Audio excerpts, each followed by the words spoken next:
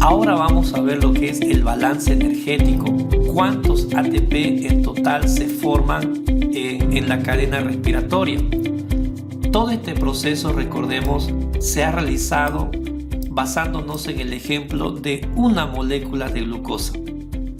Si recordamos que en la glucólisis se produce 2 ATP. Vamos registrando, en la glucólisis se producen 2 ATP. En la descarboxilación del piruvato se producen 2 NAD. Vemos acá. ¿Qué sucede en la descarboxilación del piruvato?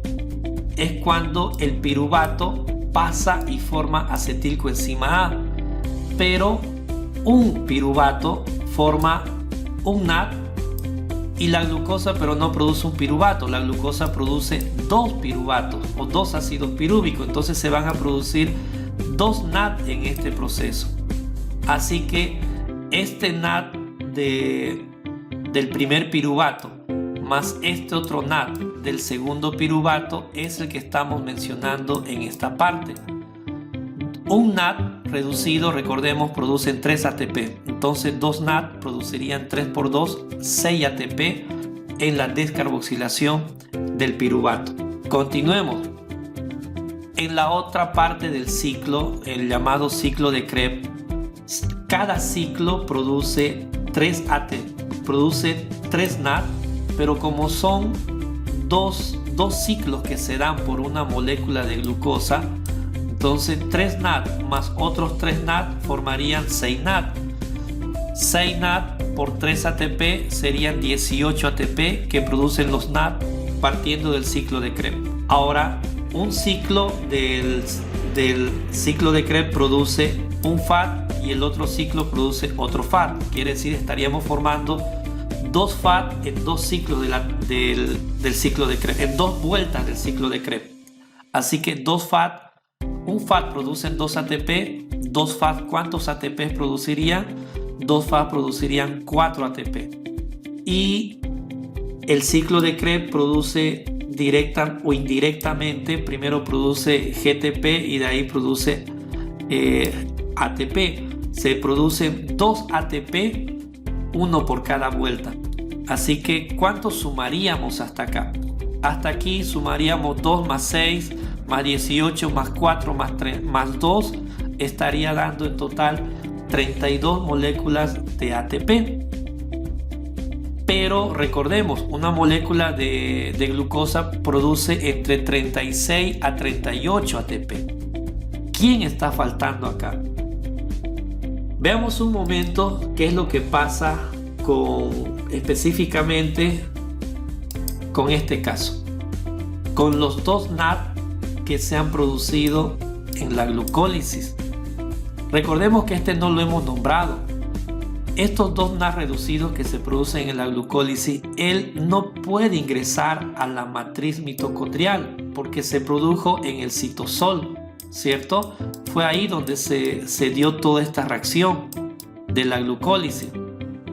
Así que, ¿qué es lo que va a hacer estos 2 NAD? Va a utilizar un principio que se llama de la lanzadera, el cual le va a ceder su par de electrones ya sea a los NAD o FAD que están en la matriz mitocondrial. Entonces veamos aquí en el lado derecho este caso. Entonces estos 2 NAD que se produjeron en el citosol, en la glicólisis de manera anaerobia, tienen 2 opciones. Estos son 2 NAD y 2 FAD que se encuentran en la matriz mitocondrial. ¿Ok? Esto está en la matriz mitocondrial. Ahora, este NAD que se produjo en el citosol, si le va a dar sus pares de electrones a 2 NAD que están en la matriz, lo va a hacer a través de esta enzima malato aspartato. Y al entregarle el NAD H2 que se produjo en el citosol, al entregarle sus 2 electrones a 2 NAD que están en la mitocondria, entonces fijémonos acá, 2 NAD, un NAD produce 3 ATP, 2 NAD, ¿cuántos ATP producirían? 2 NAD producirían 6 ATP.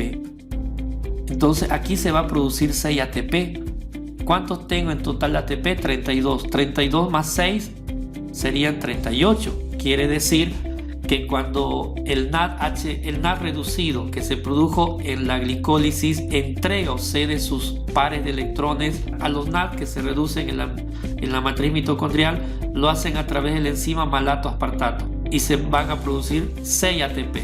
6 ATP más 32 ATP sería total 38 ATP.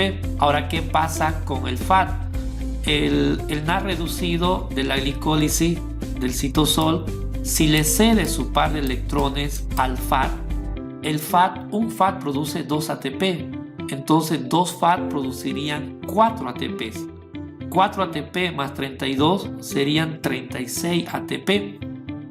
Entonces, en este proceso que estamos viendo, si el NAD cede su par de electrones al FAT que está en la matriz mitocondrial y queda como FAT reducido a un par de FAT, estos par de FAT-H2 van a producir 4 ATP. Para que el NAD-H2 entregue su par de electrones al FAT-H2, aquí va a intervenir la enzima glicerol 3-fosfato.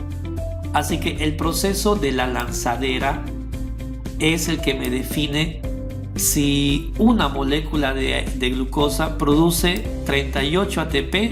Si produce 38 ATP es porque el NAD que se produjo en este proceso ha entregado sus pares de electrones a 2 pares de NAD mediante la enzima malato-aspartato. Ahora, si este NAD reducido de la glicólisis entrega su par de electrones a 2 FAT-H2, los FAT-H2 van a producir 4 ATP, pero todo este proceso se va a dar mediante la enzima glicerol 3-fosfato, cosa que si el NAD reducido de la glicólisis entrega sus 2 electrones, 2 FAT van a producir 4 ATP. 4 ATP más 32 ATP se formarían en total 36 ATP en este proceso.